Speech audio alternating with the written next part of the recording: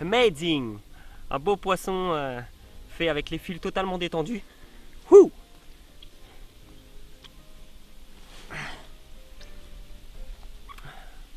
Une technique que j'affectionne particulièrement sur des poissons qui se nourrissent un petit peu avec méfiance ou qui ont tendance à se prendre dans les fils et à provoquer beaucoup de bips.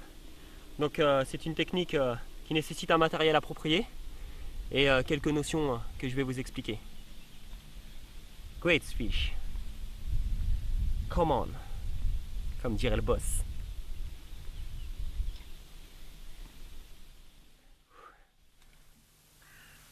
Bonjour à tous, je viens vous présenter le nouveau fil Corda. Un des deux nouveaux fils parce qu'il y a aussi le contour qui est plus un fluorocarbone. Et là je viens vous présenter le Subline. Le Subline est la suite de l'Adrenaline qui est en concordance avec le type de pêche pratiqué en Angleterre sur des poissons très méfiants, qu'on peut retrouver désormais sur certaines eaux françaises où on s'aperçoit que la pression fait changer le comportement des poissons. Donc c'est ce qu'on appelle slacklines. Donc slackline, ça veut dire quoi? Ça veut dire que la ligne est complètement plaquée sur le fond, et ce qui empêche les bips intempestifs de poissons qui tapent dans les lignes. Donc la première solution pour ça, c'est de pêcher totalement fil détendu comme on peut le voir là, ce qui permet d'avoir un fil qui n'est pas rectiligne dans l'eau et qui ne va pas directement jusqu'à son avançon, qui est un lead core ou un camo leader, comme on veut. Cette façon de procéder permet de plaquer correctement le fil tout au long de la ligne et surtout vraiment les derniers mètres, et c'est très viable quand on pêche à de moindres distances jusqu'à 50 mètres. Donc là vous le voyez, j'ai des swingers totalement libres de champ d'action, et ce qui me permet aussi de détecter plus rapidement les touches et de permettre aux poissons d'être plus confiants sur la zone de pêche. Donc pour ça, le Subline est excellent, et sa principale propriété est le fait qu'il coule parfaitement, bien plus vite que les autres fils, ce qui s'appelle le fast sinking.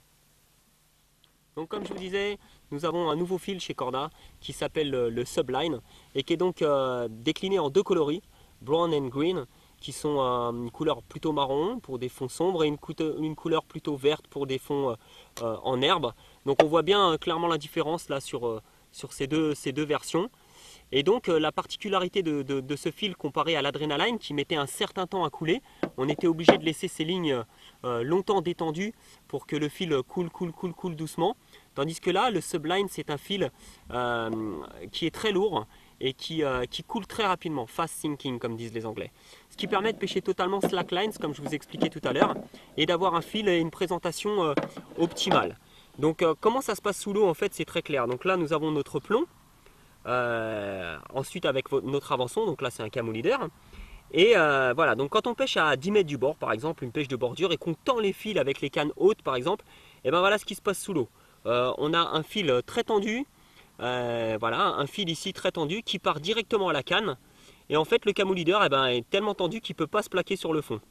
Donc nous ce qui nous intéresse c'est comment pouvoir avoir une zone le plus discret possible autour de notre èche.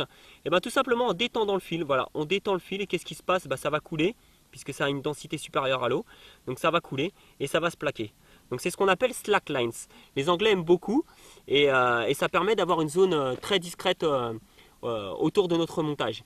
Ça a plein d'avantages et on s'aperçoit que sur des zones très pêchées où les poissons sont relativement éduqués, parce qu'il faut toujours mettre des guillemets, et bien on arrive à prendre plus de poissons et avoir des touches que souvent on n'a pas.